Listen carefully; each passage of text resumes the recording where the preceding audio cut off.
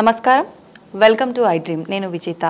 ప్రస్తుతం మనతో పాటు ఉన్నారు ప్రముఖ ఆధ్యాత్మికవేత్త సుభాష్ శర్మ గారు. ఇప్పుడు వారితో మాట్లాడి మరిన్ని విషయాలు తెలుసుకుందాం. నమస్కారం గురుగారు. శ్రీమాత్రే నమః. గురుగారు, పండుగలు వస్తుందంటే ఆ ఆనందమే వేరుంటుంది. అవునమ్మా, వాస్తవం. అయితే ఇంతకు ముందు రోజుల్లో పండుగలు చూసుకుంటే హంగు హార్బాటాలు, ఊర్లలోకి వెళ్ళటము, అందరూ బంధుమిత్రులంతా ఒక దగ్గర చేరి మంచిగా సెలబ్రేట్ చేసుకోవడము అట్లా ఉండేది. ఇప్పుడు ఈ మధ్య కాలంలో చూసుకుంటే అవన్నీ కనుమరుగైపోతున్నాయి అనే చెప్పుకోవాలి గురువుగారు. అయితే ఇప్పుడు మనకు సంక్రాంతి పండుగ రాబోతుంది. అసలు సంక్రాంతి విశిష్టత ఏంటి గురువుగారు? తప్పకుండా తెలియజేస్తాను. ముందుగా ప్రేక్షకులందరికీ శ్రీమాత్రే నమః, శ్రీ గురుభ్యో నమః. నమో దేవ్యై మహాదేవ్యై శివాయై సతతం నమః. నమ ప్రకృత్యై భద్రాయై నిహతాం ప్రణతాస్మిత. సంక్రాంతి పండగలు అంటేనే ఆనందోత్సవంగా జరుపుకునేటటువంటి ఒక సెలబ్రేషన్ లాంటిది. పండగల వెనక మన పూర్వీకుల యొక్క కష్టము, బాధ, దుఃఖం ఎన్నో రకాలుగా దాగి ఉంది. పండగలకు మనకు ఊరికే రాలేదు. వాళ్ళ యొక్క కష్టము, రాక్షసుల యొక్క సంహారము, ఎంతోమంది ఎన్నో రకాలైనటువంటి తపస్సులు చేసి మనకు ఆనందాన్ని కలుగజేశారు. అందులో సంక్రాంతి అనేటటువంటిది చాలా విశేషమైనటువంటిది. అంటే మానవుడి యొక్క మనుగడ అంతా కూడా గ్రహ సంచారం వల్లనే మానవుని యొక్క మనుగడ ముందుకు కొనసాగుతూ ఉంటుంది. కనుక మనకు గ్రహాలలో ఏ ఒక్క గ్రహం మార్పు చెందినా దాని యొక్క ప్రభావం, ఇంపాక్ట్ అనేటటువంటిది 12 రాశుల మీద పూర్తిగా ప్రభావితం చూపిస్తుంది. అందుకే ఈ సృష్టికి గమనము, మూలము, ఈ సృష్టికి ఆధారభూతము మనం రోజు ఉదయాన్నే లేచి చూసేటటువంటిది సూర్య భగవానుని చూస్తాము. ఈ సూర్య భగవానుడి మీద ఆధారపడి ఉన్నటువంటిదే ఈ యొక్క సంక్రాంతి. దీన్ని మకర సంక్రాంతి అని అంటారు. అయితే ఈ సంక్రాంతి యొక్క అర్థం ఏమిటి అంటే, సూర్యుడు 12 రాశులలో సంచరించేటప్పుడు మేషము నుంచి మళ్ళీ మేషంలోకి ఎప్పుడైతే అడుగు పెడతారో దానిని మకర సంక్రాంతి అని పిలుస్తూ ఉంటాము. అయితే ఈ సంక్రాంతి సూర్యుడు ఎప్పుడైతే మేషరాశిలోకి అడుగు పెడతాడో అప్పుడు సంక్రాంతి అనేటటువంటి పండగ ఉత్తరాయణ పుణ్యకాలము అనేటటువంటిది మనకు ప్రారంభమవుతుంది. ఒకటి దక్షిణాయనము, ఒకటి ఉత్తరాయణము. ఈ ఉత్తరాయణ పుణ్యకాలం అనేటటువంటిది దేవతా ఆరాధనలకు, విష్ణుమూర్తి యొక్క ఆరాధనకు, వెంకటేశ్వర స్వామి అర్చనలకు, వైష్ణవ మతానికి ఉత్తరాయణ పుణ్యకాలము చాలా వైశిష్టమైనటువంటి మాసము. ఈ మాసంలోనే చాలామంది వెంకటేశ్వరుడి యొక్క మాలను వేస్తూ ఉంటారు, వెంకటేశ్వరుని ఆరాధన చేస్తూ ఉంటారు. ధనుర్మాసం అనేటటువంటిది ప్రారంభమవుతూ ఉంటుంది. ఈ ధనుర్మాసం యొక్క విశిష్టత కూడా ఈ యొక్క సంక్రాంతికి ముడిపడి ఉంది. ఉత్తరాయణ పుణ్యకాలం అనేటటువంటిది వైష్ణవ సాంప్రదాయానికి పెట్టింది పేరుగా ఉత్తరాయణ పుణ్యకాలం చెప్తూ ఉంటారు. అందుకే భీష్మాచార్యుడు తన శరీరం కింద పడిపోకుండా అంపశయ్య మీద ఉన్నప్పుడు దక్షిణాయన పుణ్యకాలంలో కింద పడిపోయాడు. నేను ఎప్పుడు మరణించాలో అనేటటువంటి ఒక గొప్పనైనటువంటి వరం భీష్మాచార్యుడి దగ్గర ఉంది. నేను ఉత్తరాయణ పుణ్యకాలం వచ్చినప్పుడే నేను ఈ ప్రాణాన్ని వదిలిపెట్టి వెళ్ళిపోతానని చెప్పేసి దాదాపుగా కొన్ని రోజుల పాటు ఆ అంపశయ్య మీద, అలా అంపశయ్య అంటే కింద బాణాలు ఉంటాయి, పైన ఆ శరీరం అనేటటువంటి పడుకొని ఉంటుంది. కింద బాణాలన్నీ గుచ్చుకుంటూ ఉంటాయి, రక్తం కారుతూ ఉంటుంది. ఆ భీష్మాచార్యుడు నేను ఉత్తరాయణ పుణ్యకాలంలోనే మరణించాలి అనేటటువంటి విషయాన్ని కూడా తెలియజేశాడు. అంటే ఉత్తరాయణ పుణ్యకాలంలో ఈ జీవం వదిలిపెడితే శాశ్వతంగా వైకుంఠానికి చేరుకుంటాడు అని చెప్పేసి కూడా ప్రజల యొక్క విశ్వాసం. అందుకే ఉత్తరాయణ పుణ్యకాలం చాలా విశేషమైనటువంటిది అని అర్థం. ఇక మీరు అన్నట్టుగా పండగలు వచ్చాయంటే అంగులు, ఆర్భాటాలు చాలా విశేషంగా ఉంటూ ఉంటాయి. అయితే ఇవి ఎందుకు కనుమరుగైపోతున్నాయంటే ఇది ఆధునిక యుగం. అప్పట్లో అంటే దాదాపుగా మనం చిన్నప్పుడుగా ఉన్నప్పుడు దాదాపు ఒక 1990 కానీ, 91 కానీ, 95 కానీ, 2000 సంవత్సరం తీసుకున్నా కానీ ఆ సమయాలలో చక్కగా పల్లెటూర్లు అనేటటువంటి విస్తృతంగా ఉండేటటువంటివి. పల్లెటూర్లలో ఆచారాలు కూడా చాలా రకాలుగా ఉండేటటువంటివి. సంక్రాంతి వచ్చింది అంటే దానికి ఒక వారం రోజుల ముందే గాలిపటాలు ఎగిరేయడం ప్రారంభించారు. అప్పట్లో ఏంటంటే సంక్రాంతి వచ్చిందంటే సెలవులు కూడా చాలా మంచిగా ఇచ్చేవాళ్ళు. 10 రోజులు, 15 రోజుల వరకు, అంటే జనవరి 1 నుంచి ఇక సంక్రాంతి అయ్యేంత వరకు, మనకు కనుమ అయ్యేంత వరకు, భోగి అయ్యేంత వరకు పండుగలకు సెలవులు ఇచ్చేవారు. ఏం చక్కగా అందరూ ఊర్లలోకి వెళ్ళి చక్కగా పండగ వాతావరణాన్ని ఏర్పరచుకునేటటువంటి వారు, భోగి మంటలు వేసుకునేటటువంటి వారు, చక్కగా గాలిపటాలు ఎగరేసుకునేటటువంటి వారు. అలాగే సంక్రాంతి వచ్చిందంటే గొబ్బెమ్మలు, పాటలు, అలాగే ఈ యొక్క కోలాటాలు, ఎన్నో రకాలైనటువంటి అంగులు ఆర్భాటాలతో ఆనందంగా ఒక 10 మంది కలిస్తే ఆ ఆనందం వేరే ఉంటుంది. 10 మంది ఎప్పుడైతే ఆనందంగా ఉంటారో డబ్బు విలువ తెలియదు, అప్పుడు విచ్చలవిడిగా ఖర్చు పెడతారు. ఎప్పుడైతే డబ్బు అనేటటువంటిది ప్రధానంగా పెరిగిపోయిందో ఈ యొక్క విధానాలు అలా అలా తరుగుకుంటూ వచ్చాయి. అందరికీ ఖర్చు అనేటటువంటిది ముందర పెడితే గనక ఈ ఖర్చు అనేటటువంటి పెద్దగా కనిపిస్తుంది, ఆనందం అనేటటువంటి చిన్నగా కనిపిస్తుంది. అందుకే ఆనందాలు తగ్గిపోయాయి, డబ్బు అనేటటువంటిది పెరిగిపోయింది. అందుకే ఈ నియమాలు అనేటటువంటి ఎందుకు పెట్టారు సనాతన ధర్మంలో అనంటే, అందరూ ఈ పండగ పేర్లతోనైనా కలుసుకోవాలి, వాళ్ళ అమ్మమ్మలు, తాతయ్యలు, నానమ్మలు వాళ్ళ ఇంటికి వెళ్ళి చక్కగా జరుపుకోవాలి. పండగ వచ్చింది అనంటే పుట్టింటికి వెళ్ళేటటువంటి అవకాశం అప్పట్లో ఆడబిడ్డలకు ఉండేటటువంటిది. కానీ ఇప్పుడు అలా లేకుండా పోయింది. ఇవన్నీ పండగల వెనుక ఎన్నో రకాలైనటువంటి విధానాలు దాగి ఉన్నాయి. అవి ఇప్పుడు మనం అర్థం చేసుకోలేకపోతున్నాం. కానీ ఈ పండగలు అనేటటువంటివి మనం సనాతన ధర్మంలో, వైదిక ధర్మంలో ఇవన్నీ ప్రతి ఒక్కరూ ఆచరణ చేసుకోవాలి. సంక్రాంతి వచ్చింది, చక్కగా ముగ్గులు వేసుకుంటాము, గొబ్బెమ్మలు పెట్టుకుంటాము, చక్కగా దానికి పూజలు చేస్తూ ఉంటాము, గంగిరెద్దుల కోలాటాలు చూస్తూ ఉంటాము.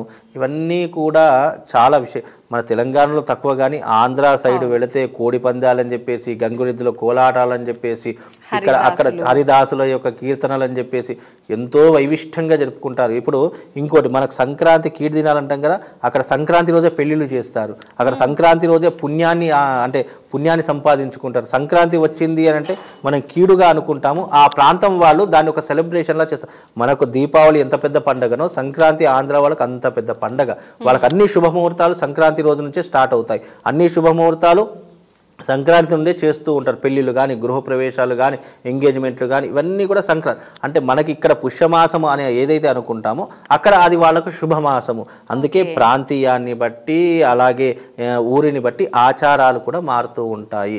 ఇప్పుడు ఈ హైదరాబాద్లో పెళ్లి చేసినట్టు పల్లెటూరులో పెళ్లి చెయ్యరు, పల్లెటూరులో జరిగినట్టుగా మన సిటీలో ఉండవు కల్చర్.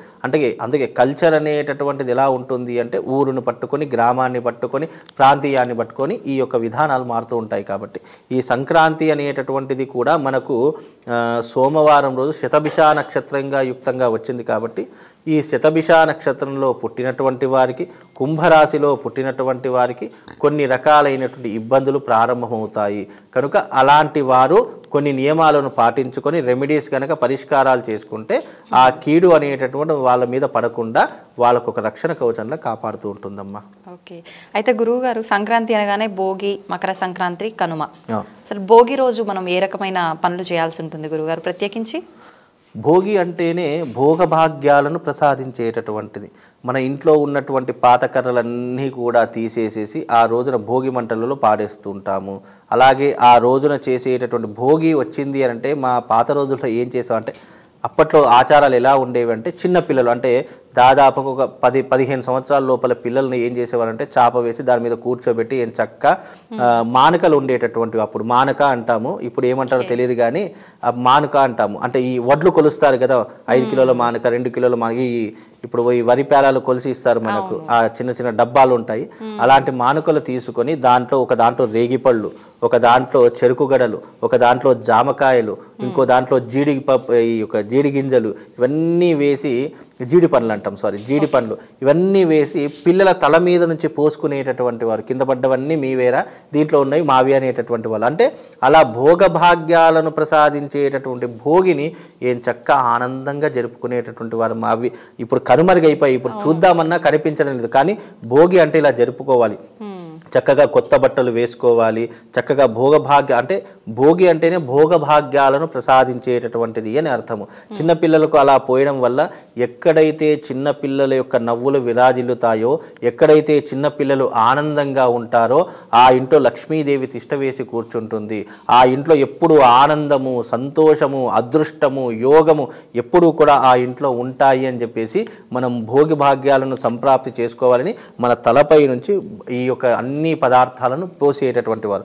అలా పోయడం ద్వారా మన ఇంట్లో కూడా సిరి సంపదలు కొలువై ఉంటాయి అని పెద్దవాళ్ళు చెప్పేటటువంటి సంగతి. అప్పుడు మాకు చిన్నప్పుడు పోస్తే ఎందుకు పోస్తున్నారో అనుకుంటాం, కానీ విషయ పరిజ్ఞానం తెలిసిన తర్వాత ఓహో భోగి ఈ రకంగా చేసుకోవాలా, ఈ రకంగా చిన్నపిల్లలకు కొత్త బట్టలు వేసి చక్కగా తలపై నుంచి ఇవన్నీ పోస్తారు. చెరుకు గడలు పోసే, చిన్న చిన్న ముక్కలు చేసేసి చెరుకు గడలు, చక్కగా రేగిపళ్ళు ఇవన్నీ కూడా పోసేటటువంటి వారు. వాటిని తినలేక ఒకప్పుడు మా కడుపంతా కకావికలం అయ్యేది, అన్ని రకాలుగా ఉండేది భోగ భాగ్యాలు.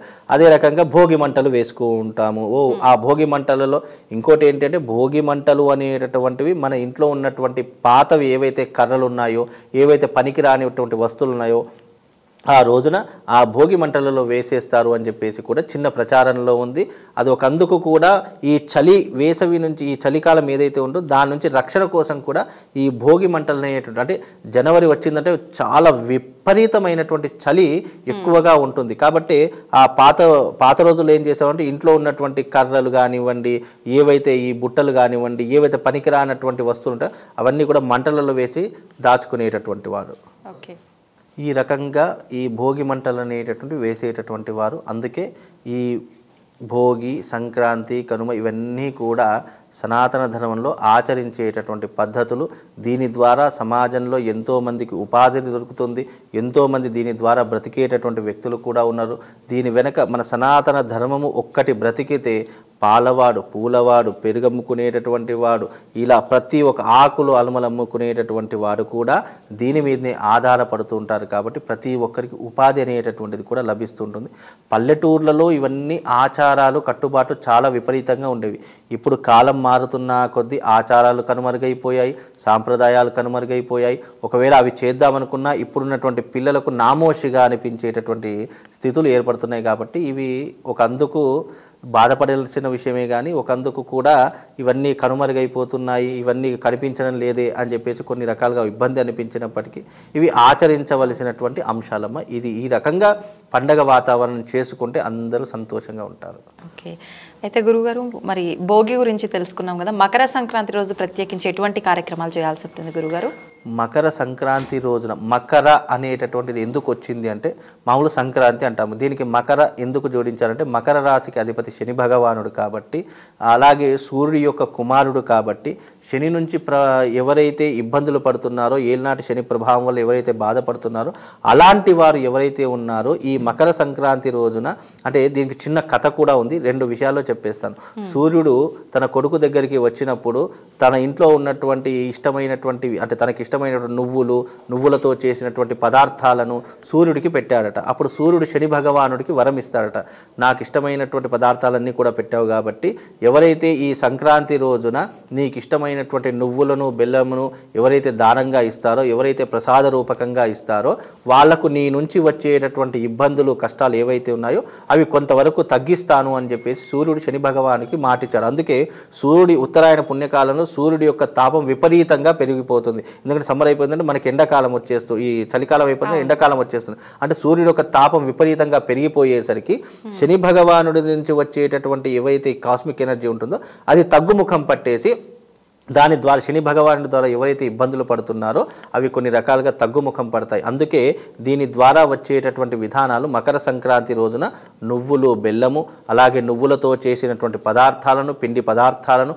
అతిగా భుజించడం వల్ల ఏమవుతుంది అని అంటే కనుక ఆరోగ్య సమస్యల నుంచి బయటపడతాము, రోగ నిరోధక శక్తి పెరిగి ఆ శని భగవాను నుంచి వచ్చేటటువంటి ఇబ్బందులు, కష్టాలు ఏవైతే ఉన్నాయో వాటన్నింటిని కూడా తప్పించుకోవడానికే ఈ మకర సంక్రాంతి రోజున నియమాలు పాటించాలి. చక్కగా పసుబొట్టిస్తూ ఉంటాము, చక్కగా అందరికీ కూడా పసుబొట్టిచ్చేసి చక్కగా ఈ నోములు ఇస్తుంటాము, వ్రతాలు చేస్తూ ఉంటాము.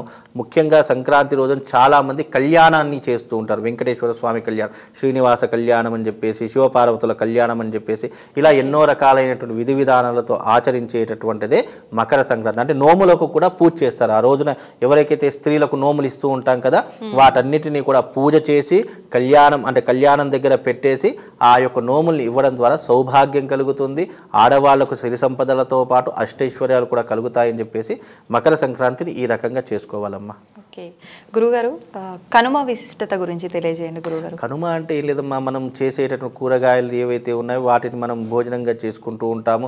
కనుమ రోజున ఎవరైతే కర్రీ అనేటటువంటి, కొంతమంది నాన్ వెజ్ వండుకుంటూ ఉంటారు, కొన్ని రకాల నీటి పదార్థాలు వండుకుంటూ ఉంటారు. దీన్ని అంటే భోజనానికి సంబంధించినటువంటి విషయమే ఈ కనుమ అనేటటువంటి విషయము. దీని వెనుక పెద్ద విశేషం ఏం లేదు. మనకు ప్రధానంగా చెప్పబడినటువంటిది సంక్రాంతి, భోగి, ఇవి రెండే ప్రధానంగా చెప్పారు.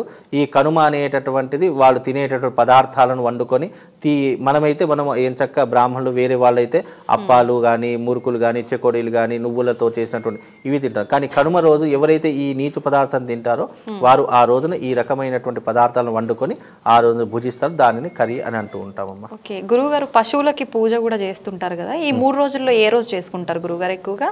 సంక్రాంతి రోజే కదమ్మా. సంక్రాంతి రోజు, భోగి రోజు 2 రోజులు చేస్తుంటారు. ఈ ఆవులకు కానివ్వండి, ఎడ్లకు కానివ్వండి, అలాగే మనం పశువులు ఏంటి అంటే సంక్రాంతి రోజున మనకు ఈ వ్యవసాయం చేసేటటువంటి వారు పూర్తిగా రెస్ట్ తీసుకునేటటువంటి సమయం, ఇంటి దగ్గర ఉండేటువంటి సమయం, ఇక పంటలన్నీ కూడా పూర్తయిపోయేటటువంటి సమయం కాబట్టి ఆ రోజున హరిదాసుల యొక్క కీర్తనలు, గంగిరెద్దుల యొక్క కీర్తనలు, ఎద్దులకు విశేషంగా పూజ చేస్తూ ఉంటారు. ఆ రోజున చక్కగా ఇంటి దగ్గర ఆ రోజు గంగిరెద్దు వచ్చి ఆడింది అని అంటే వాళ్ళ ఇంట్లో ధనధాన్యాదులు కురుస్తాయని వాళ్ళ యొక్క నమ్మకం బట్టి ఆ యొక్క విధానం అనేటటువంటిది ఆచరణలోకి వచ్చిందమ్మా. ఓకే, అయితే గురువుగారు మనం ఒక్కొక్క పండగకి ఒక్కొక్క దేవతలను ప్రత్యేకించి ఆరాధిస్తూ ఉంటాం. మరి సంక్రాంతికి ప్రత్యేకంగా ఆరాధించాలంటే ఏ దైవాన్ని ఆరాధించవచ్చు? మనం ప్రత్యేకంగా ఆరాధించాలి అంటే కనుక వెంకటేశ్వర స్వామిని ఆరాధన చేసుకోవాలి. ఎందుకంటే ఉత్తరాయణ పుణ్యకాలంలోకి అడుగు పెడుతున్నాం కాబట్టి ఆ రోజున వెంకటేశ్వర స్వామిని ఆరాధించిన, శ్రీనివాసుడి యొక్క కళ్యాణం చేసిన ఎన్నో రకాలైనటువంటి అద్భుతమైనటువంటి ప్రయోజనాలు మానవాళికి కలుగుతాయమ్మా. నిజంగా చాలా చక్కగా తెలియజేశారు గురుగారు సంక్రాంతి విశిష్టతని. ధన్యవాదాలు. శ్రీమాత్రి.